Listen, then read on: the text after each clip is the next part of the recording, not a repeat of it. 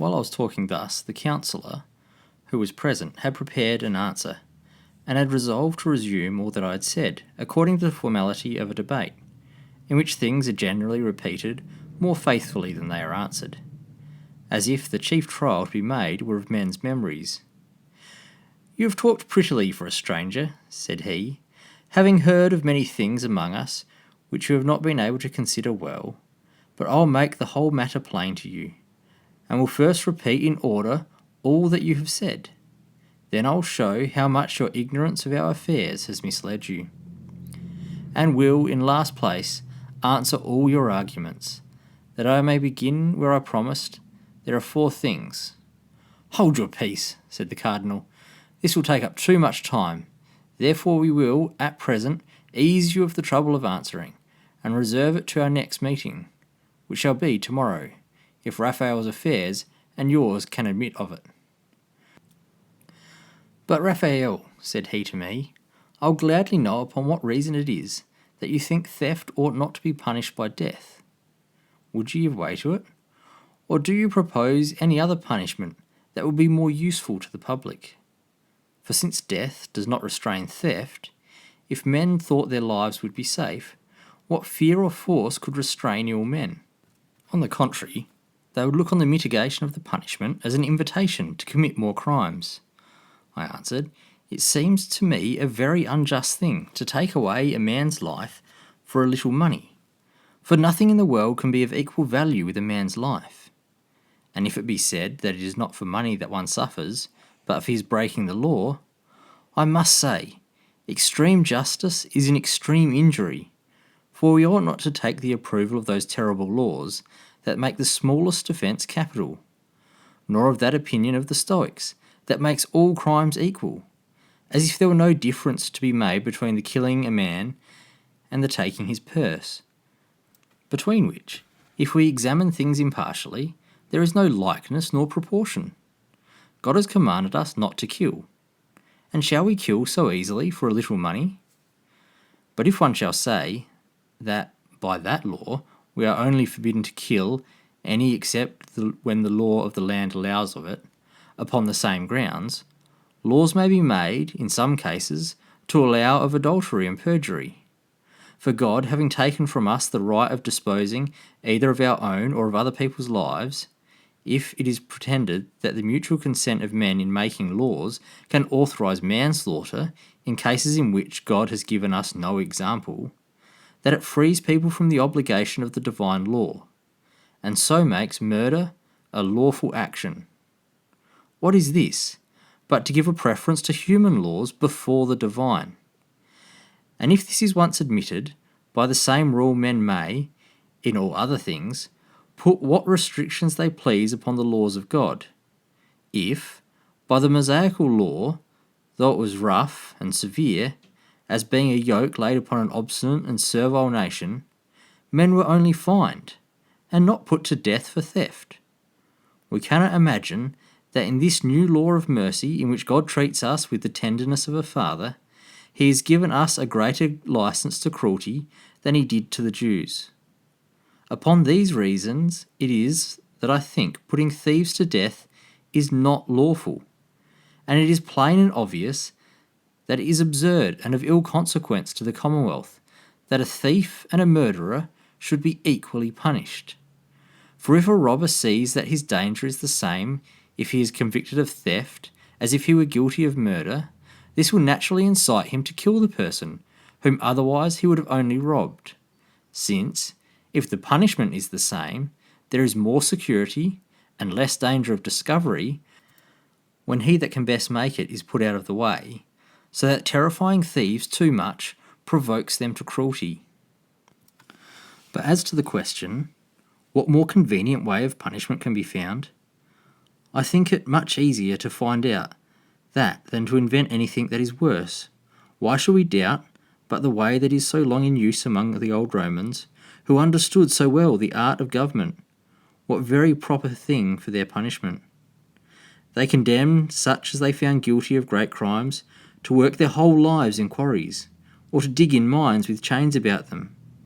But the method that I liked best was that which was observed in my travels in Persia, Among the Polylurites, who are a considerable and well-governed people, they pay a yearly tribute to the king of Persia. But in all other respects, they are a free nation, and governed by their own laws. They lie far from the sea, and are environed with hills, and being contented with the productions of their own country, which is very fruitful, they have little commerce with any other nation. And as they, according to the genius of their country, have no inclination to enlarge their borders, so their mountains and the pension they pay to the Persians secure them from all invasions. Thus they have no wars among them. They live rather conveniently than with splendour, and may be rather called a happy nation than either eminent or famous. For I do not think that they are known, so much as by name, to any but their next neighbours. Those that are found guilty of theft among them are bound to make restitution to the owner, and not, as in other places, to the prince. For they reckon that the prince has no more right to the stolen goods than the thief. But if that which was stolen is no more in being, then the goods of the thieves are estimated, and restitution being made out of them, the remainder is given to their wives and children, and they themselves are condemned to serve in the public works, but are neither imprisoned nor chained, unless there happens to be some extraordinary circumstance of their crimes. They go about, loose and free, working for the public. If they are idle or backward to work, they are whipped, but if they work hard, they are well used and treated without any mark of reproach. Only the lists of them are always called at night, and then they are shut up. They suffer no other uneasiness, but of this constant labour. For, as they work for the public, so they are well entertained out of the public stock, which is done differently in different places. In some places, whatever is bestowed on them is raised by a charitable contribution, and though this way may seem uncertain, yet so merciful are the inclinations of that people, that they are plentifully supplied by it. But in other places, public revenues are set aside for them, or there is a constant tax or poll money raised for their maintenance. In some places they are set to no public work, but every private man that has an occasion to hire workmen goes to the marketplace and hires them of the public, a little lower than he would do a free man. If they go lazily about their task, he may quicken them with the whip, but this means that there is always some piece of work or other to be done by them, and besides their livelihood they earn somewhat still to the public. They all wear a peculiar habit, of one certain colour, and their hair is cropped a little above the ears, and a piece of one of their ears is cut off. Their friends are allowed to give them either meat, drink, or clothes, so they have their proper colour, but it is death, both to the giver and taker, if they give them money. Nor is it less penal for any free man to take money from them upon any account whatsoever, and it is also death for any of these slaves, so they are called, to handle arms. Those of every division of the country are distinguished by a peculiar mark, which it is capital for them to lay aside, to go out of their bounds, or to talk with a slave of another jurisdiction, and the very attempt of an escape is no less penal than an escape itself. It is death for any other slave to be an accessory to it, and if a free man engages in it, he is condemned to slavery. Those that discover it are rewarded, for free men in money, and if slaves with liberty, together with a pardon for being an accessory to it, so they might find their account rather in repenting of their engaging in a design than in persisting in it.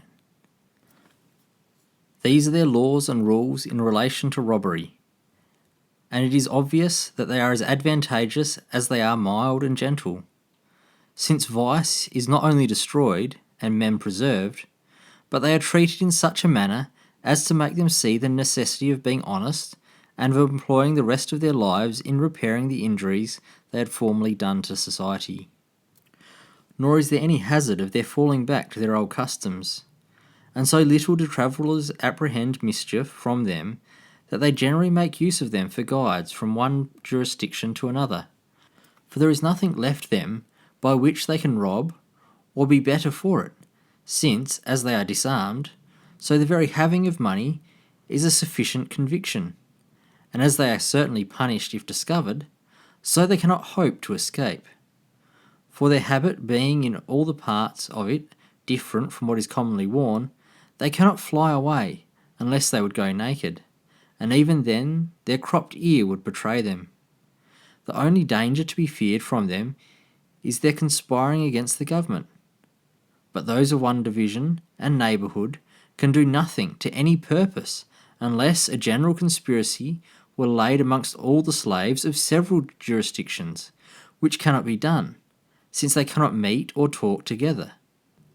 Nor will any venture on a design where the concealment would be so dangerous, and the discovery so profitable. None are quite hopeless of recovering their freedom, since, by their obedience and patience, and by giving good grounds to be believed that they will change their manner of life for the future, they may expect at last to obtain their liberty. And some are every year restored to it upon the good character that is given them. When I had related all this, I added that I did not see why such a method might not be followed with more advantage than could ever be expected from that severe justice which the Council had magnified so much. To this he answered that it could never take place in England without endangering the whole nation. As he said this, he shook his head, made some grimaces, and held his peace, while all the company seemed of his opinion, except the Cardinal, who said that it was not easy to form a judgment of its success, since it was a method that never yet had been tried. But if, said he, when sentence of death were passed upon a thief, the prince would reprieve him for a while, and make the experiment upon him, denying him the privilege of a sanctuary, and then, if it had a good effect on him, it might take place.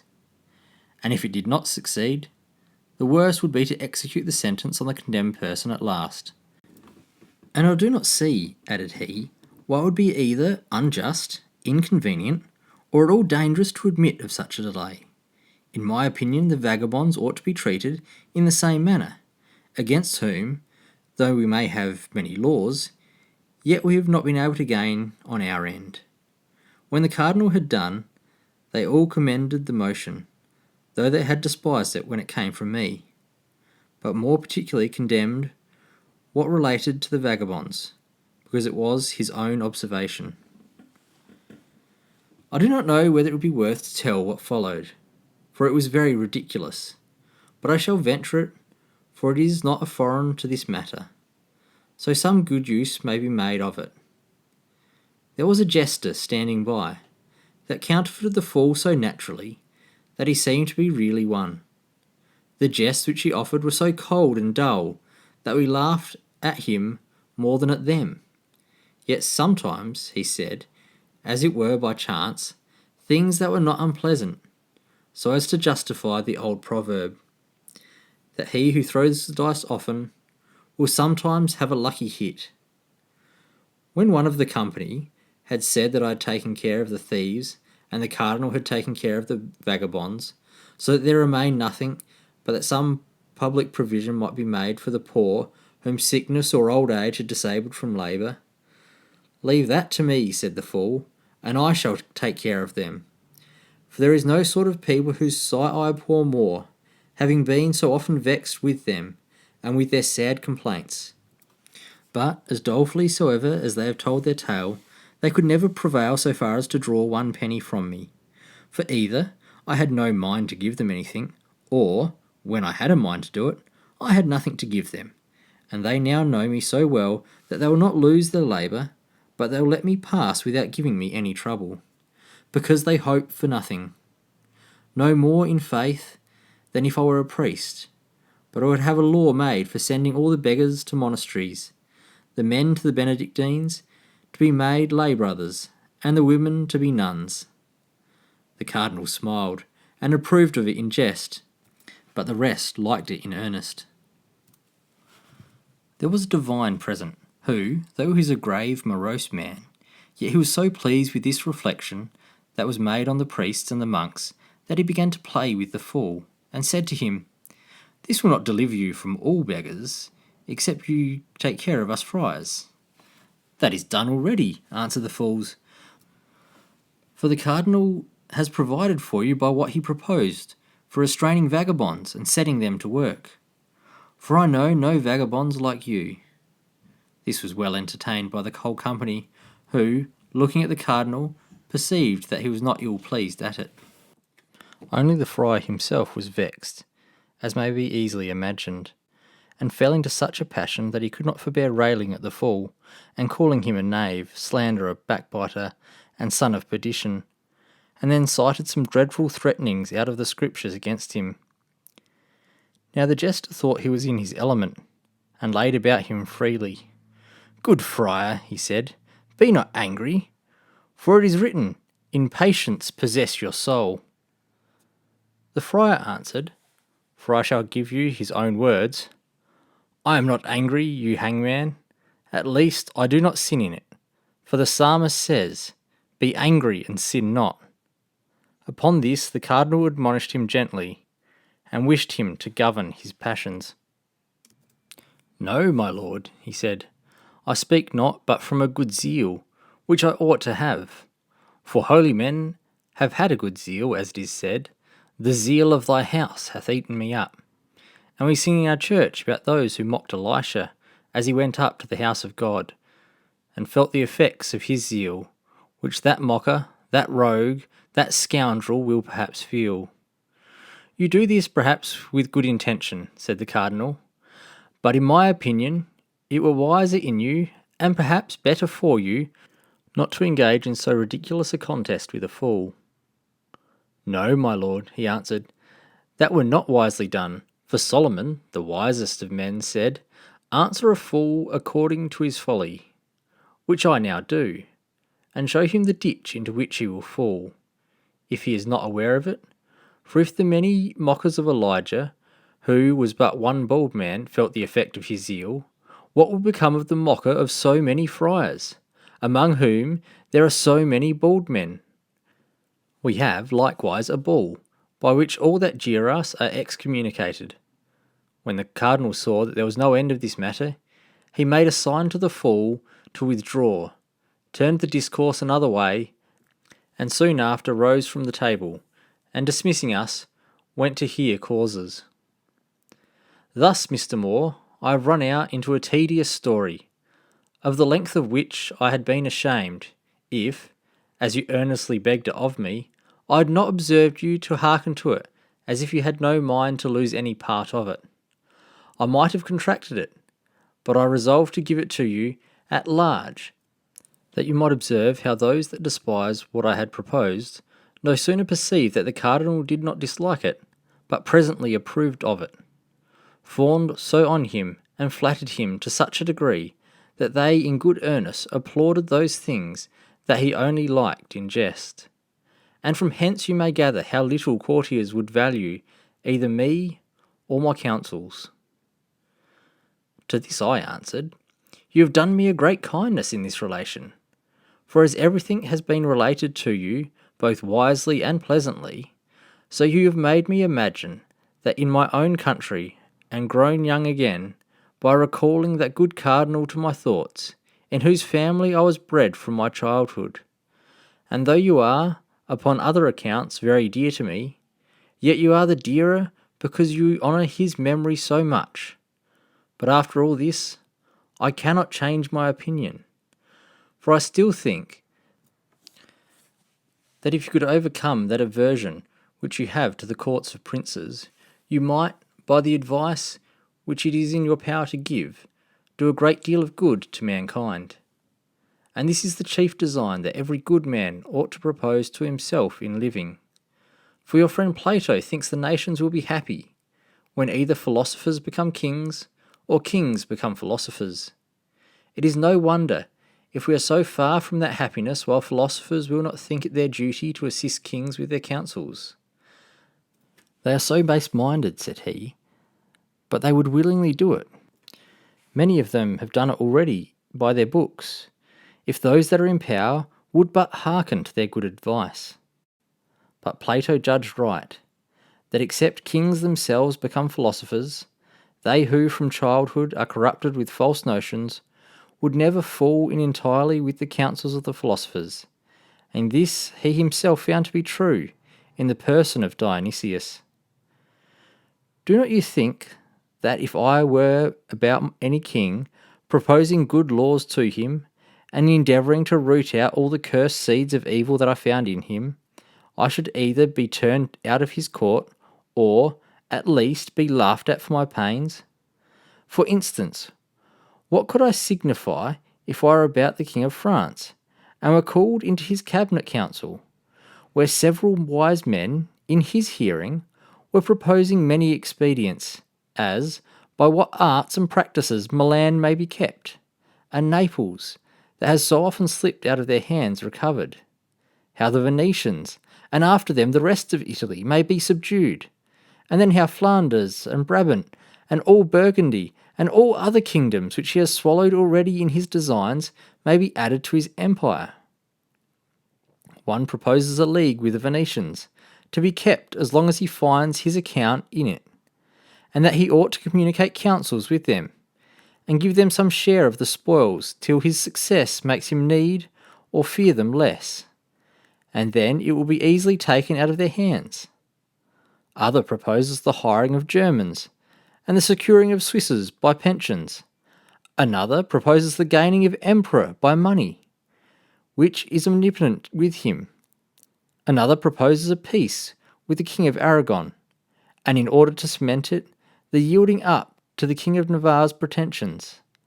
Another thinks that the Prince of Castile is to be wrought on by the hope of alliances, and that some of his courtiers are to be gained to the French factions by pensions.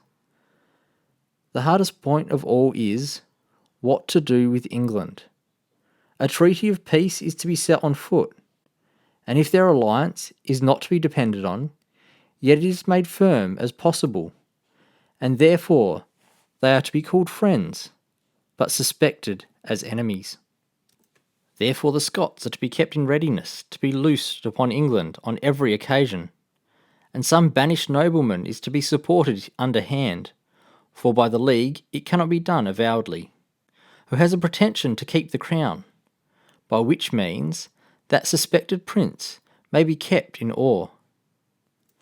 Now when things are in so great a fermentation, and so many gallant men are joining councils how to carry on the war, if so mean a man as I should stand up, and wish them to change all their counsels, to let Italy alone and to stay at home, since the kingdom of France was indeed greater than could be well governed by one man, that therefore he not to think of adding others to it, and if, after this, I should propose to them the resolutions of the Anchorians, a people that lie to the south-east of Utopia, who long ago engaged in war, in order to add to the dominions of their prince another kingdom, to which he had some pretensions by an ancient alliance. This they conquered, but found that the trouble of keeping it was equal to that which was gained, that the conquered people were always either in a rebellion or exposed by foreign invasions, while they are obliged to be incessantly at war, either for or against them, and consequently could never disband their army. That in the meantime they were oppressed with taxes, their money went out from the kingdom, their blood was spilt for the glory of their king, without procuring the least advantage to the people, who received not the smallest benefit from it, even in a time of peace, and that their manners, being corrupted by a long war, robbery and murders everywhere abounded, and their laws fell into contempt, while their king, distracted with the care of two kingdoms, was the less able to apply his mind to the interest of either. When they saw this, and that there was no end to these evils, they by joint councils made an humble address to their king, desiring him to choose which of the two kingdoms he had the greatest mind to keep, since he could not hold both. For they were too great a people to be governed by a divided king, since no man would willingly have a groom that should be in common between him and another, upon which the good prince was forced to quit his new kingdom to one of his friends, who was not long after dethroned, and to be contented with his old one. To this I would add, that after all those warlike attempts, the vast confusions, and the consumption both of treasure and of people that must follow them, perhaps upon some misfortune they must be forced to throw up all at last. Therefore, it seemed more eligible that the king should improve his ancient kingdom all he could, and make it flourish as much as possible, that he should love his people, and be beloved of them, that he should live among them, govern them gently, and let other kingdoms alone, since that which had fallen to his share was big enough, if not too big. For him, pray how do you think such a speech like as this would be heard? I confess, I said, I think not very well.